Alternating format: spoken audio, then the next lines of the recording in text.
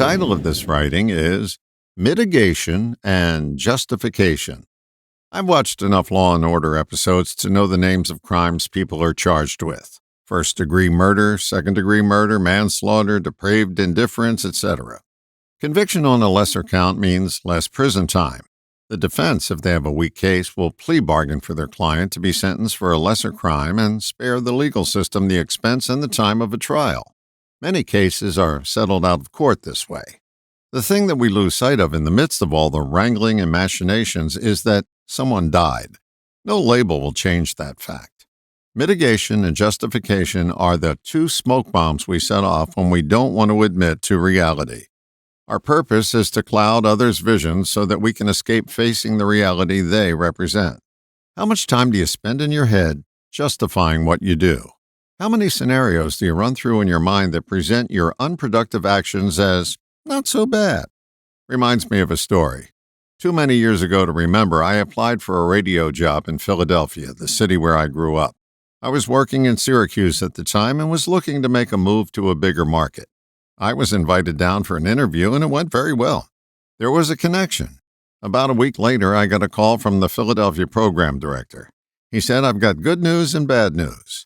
The good news, for him, was that he was about to hire Joe Niagara, a well-known Philadelphia personality.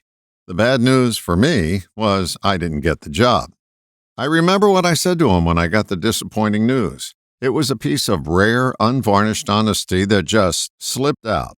I said, if I were in your position and had the choice between me and Joe Niagara, I would have picked Joe too. The interesting thing about the story is that this fellow 3 years later moved to Providence and remembered me and hired me there. When we sugarcoat the truth or water it down, everyone suffers. Just listen to the conversations around you, in the supermarket, the airport, the bus stop, drugstore, hair salon, or water cooler. If you pay attention, you'll be treated to a multitude of mitigation and justification. More importantly, notice it in your own head. You'll always be 2 steps from the truth when you mitigate or justify.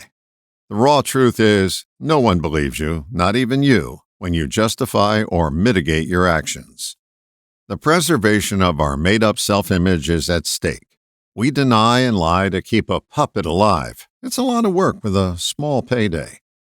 Is there a justification you've been keeping on life support for a lot of years?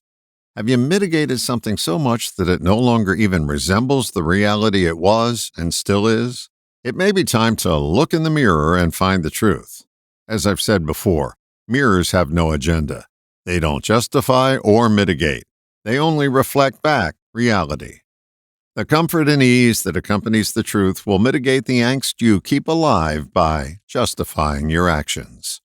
All the best, John.